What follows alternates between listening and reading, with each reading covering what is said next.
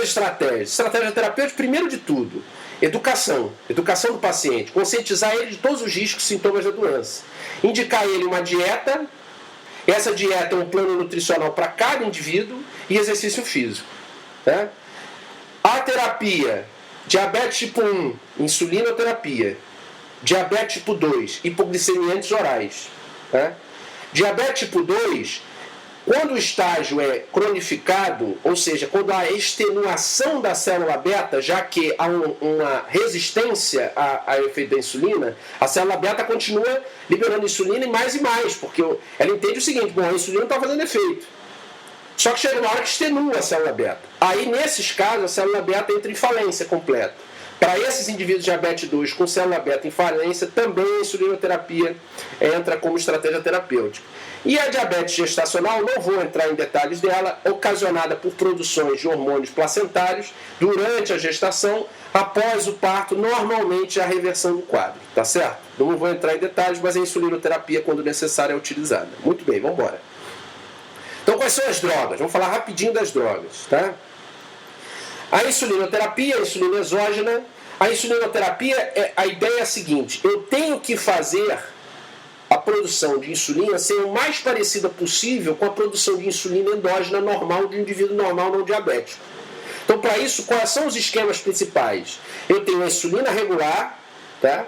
E eu tenho esquemas de insulina rápidas, que tem alterações, essas insulinas exógenas, ela tem alterações de aminoácidos, posições de aminoácidos específicas que vão possibilitar, qual é a ideia geral? Eu tenho insulina de ação ultra curta, ultra rápida, e insulina de ação intermediária e insulina de ação longa.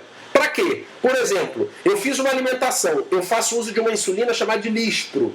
Ela tem 5 minutos, a partir do momento que eu administro ela, 5 minutos depois ela começa a produzir o efeito. Então eu me alimento, ela mantém o efeito dela é curto. Após esse efeito curto, eu faço uso de uma insulina regular, por exemplo.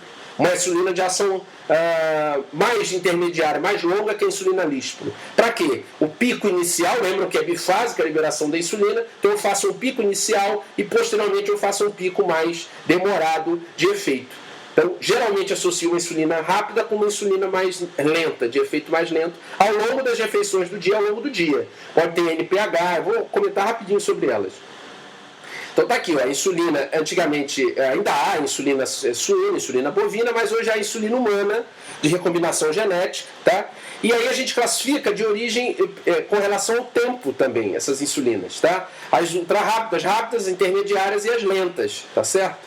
A insulina regular, mais vista no Sistema Único de Saúde, é uma das mais conhecidas, assim como a NPH, é também uma das mais baratas, com relação comparativa às ultra rápidas e às ultra lentas.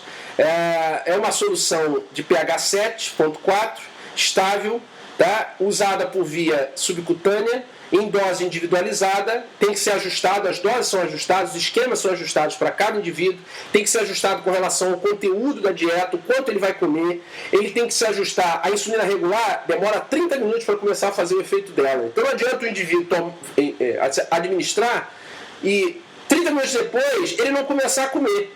Porque qual é o risco? Ele fazer uma hipoglicemia. E o cérebro vive, de novo, o cérebro vive de glicose. O alimento do cérebro é a glicose. Se faltar glicose, o cérebro para. Fato, ele desliga. Tá certo? Entre outros problemas ocasionados.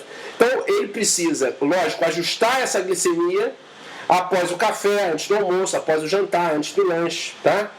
Pode ser usado também intramuscular ou intravenosa. Emergência, aplicação de insulina regular, emergência de cetoacidose diabética. E como pré-cirúrgico também. Tá? Insulina NPH, uma outra insulina muito encontrada no Sistema Único, tá? Neutroprotamina, que é extraída de sêmen de salmão, e Hagedorn. Certo? A latência de ação é de 1 a 2 horas, ela já demora mais a começar a fazer efeito. Tem um pico de efeito de 8 a 12 horas e esgota de 22 a 28 horas, tá certo? Então, ela pode intercalar com insulinas rápidas, não é usada em emergências, tá certo? A insulina Detemir ou Glargina são as insulinas de ação ultralentas. Tá? A Lispro é uma das... a Glulesina e a Lispro são ultra rápidas. E aqui nós temos a Detemir e a Glargina, que são insulinas de ação lenta. Elas podem ser administradas, o início é retardado e podem provocar hiperglicemia pela manhã, mas o efeito é longo, tá certo? Então pode ser administrado uma vez ao dia, por exemplo. A NPH, no caso, seria 2 vezes ao dia. É claro, lembrando de novo, cada indivíduo se adequa a um determinado esquema, tá? Qual é o efeito adverso principal? Hipoglicemia. O que vocês não podem esquecer? Pode ocasionar hipoglicemia, tá? Isso é principal. Superdosagem, aumento do consumo de glicose, tá? Se atrasar a refeição, tá certo? Muito bem. Efeito Somogy, ou Somogy, que é uma hipoglicemia noturna, uma hiperglicemia matutina rebote, por ativação simpática, adrenalina, cortisol e GH. GH é outro hormônio liberado que faz contra-regulação à insulina. Então, esse efeito, ele tem como tratamento, se for leve ou moderado, açúcar, né? Líquidos açucarados, doces. Se for grave, solução glicosilada, tá? Isso é importante. Alergia, reações alérgicas, que pode acontecer, tá? Isso era mais característico com bovina e suína, tá certo? E lipodistrofia. O que é lipodistrofia? É uma hipertrofia ou atrofia do tecido subcutâneo, onde há aplicação, geralmente aplicado por via subcutânea, então pode haver uma hipertrofia ou atrofia do tecido subcutâneo, tá? Então qual é o ideal? Fazer rodízio das áreas de aplicação, prevenir o efeito, tá? A hipoglicemia, as causas, alimentação tardia ou esquecida, o exercício físico inadequado, ele fez o uso da insulina e fez exercício físico. Controle de glicemia inadequado e administração inadequada da insulina. Às vezes também ele erra a dosagem. A dosagem vai estar relacionada também com a dieta. Se ele come muito, ele tem que aumentar a dosagem. Se ele come pouco, ele diminui a dosagem. Não tem como ele fazer a mesma dosagem para dietas diferentes, conteúdos diferentes, tá? Muito bem. E os hipoglicemiantes orais? Rapidamente. Sulfonilureias, repaglinidas, natiglinidas, bigonidas, tiazolidina hedionas, inibidores de alfa-glicosidase, entre outros, tá? Muito bem. Com relação às sulfonilureias, a absorção é rápida por via oral, no máximo em 4 horas, se ligam a proteínas plasmáticas, tá? Atravessa a barreira placentária, são contraindicados na gravidez, tá certo? Qual é o importante da sulfonilureia? Sulfonilureias e meglitinidas, que é a repaglinida e a natiglinida, elas vão atuar sobre o canal de potássio, sobre a subunidade SUR1 do canal de potássio. Para quê? Fechando aquele canal de potássio com a despolarização da célula. Então, sulfonilureias e as meglitinidas, repaglinida, natiglinida, vão atuar sobre o canal de potássio, tá certo?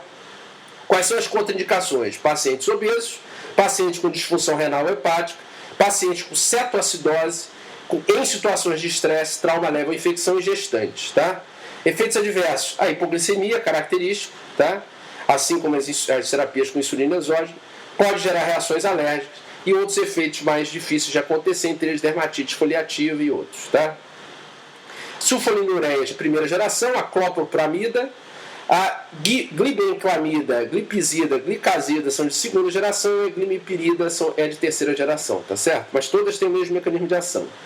As meglitinidas, a farmacocinética delas, a repaglinida, a metabolização hepática, como efeito adverso, hipoglicemia. Natiglinida, mesma coisa, 10 minutos antes da refeição, como a repaglinida, tá? E os efeitos adversos, hipoglicemia, tá certo? Bigonidas, metformina. Metformina atua sobre o canal de potássio? Não, senhores. Metformina não atua sobre o canal de potássio. Metformina não causa ganho de peso, tá? A metformina é uma das principais drogas utilizadas hoje em dia, tá? Como hipoglicemiante oral. O mecanismo de ação é o seguinte: ela provoca a glicogênese, aumenta a ação da insulina nos tecidos musculares e adiposos, a resposta à insulina, quer dizer, diminui a resistência à resposta à insulina. Ela não atua aumentando a liberação de insulina, tá certo? Então, o mecanismo não causa hipoglicemia, não depende de células beta funcionantes e aumenta a captação de glicose no músculo esquelético. Isso é importante. Então não vai aumentar a liberação de insulina, como eu falei, aumenta o efeito da insulina, tá certo? Então, supressão da gliconeogênese e da produção hepática de glicose, diminui a absorção de glicose no trato gastrointestinal, diminui o efeito do glucagon, tá? E aumenta a concentração do carreador GLUT4, que é importante para aumentar a captação de glicose no músculo, tá certo? Efeitos adversos. náuseas, anorexia, diarreia, êmese transitória e reduz a absorção de vitamina B12 em 30% dos pacientes. Tá? Pode provocar como principal efeito adverso mais sério a acidose lática, onde eu tenho aumento da glicólise anaeróbica, produção de piruvato e lactato. Tá certo?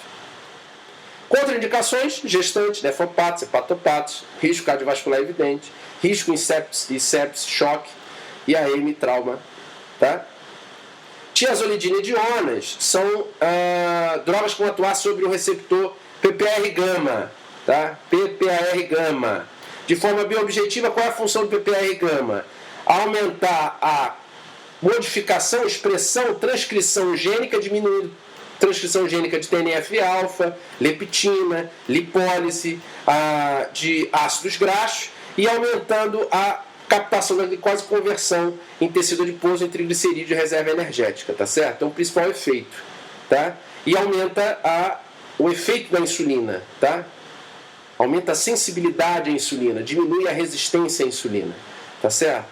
Essas drogas, prioglitazona e a rosiglitazona, têm efeitos mais lentos, tá? Reduz a liberação hepática de glicose, aumenta a captação de glicose no músculo, a eficácia da insulina, então aumenta a sensibilidade à insulina. Tá? O que é importante? Por que é importante voltar aqui e frisar o seguinte? O TNF-alfa. Porque o principal fator característico associado à diabetes tipo 2 é a obesidade. E a obesidade, a produção de moléculas inflamatórias no tecido adiposo. Essas moléculas inflamatórias estão relacionadas à resistência à insulina. Tá certo? Muito bem, então, mais uma vez, ó. Eu tenho as drogas atuando sobre o receptor e, logicamente, eu tenho a inibição dessa sensibilidade da insulina e a produção de moléculas inflamatórias, aumenta a captação de glicose, aquela coisa toda, né? Aumento da utilização dessa glicose, diminuição da glicemia. O que tem de efeito adverso? Reaparecimento da ovulação na fase pré-menopausa, alterações menstruais, edema, principalmente edema, e não é seguro na gravidez, tá certo? Inibidores da alfa-glicosidase já foram mais empregados, hoje em dia não são tão empregados pelos efeitos adversos, tá? A carbose, a alfa-glicosidase, que cliva os carboidratos em monossacarídeos, tá certo? Então você inibindo isso diminui a absorção dos carboidratos, visto que não há formação de glicose, frutose, galactose, enfim.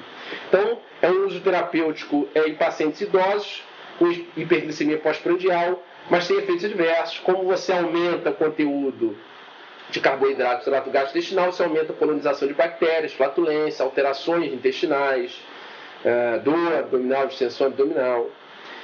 Há outras drogas mais modernas, eu só vou citar a hexenatida e os análogos do GLP-1.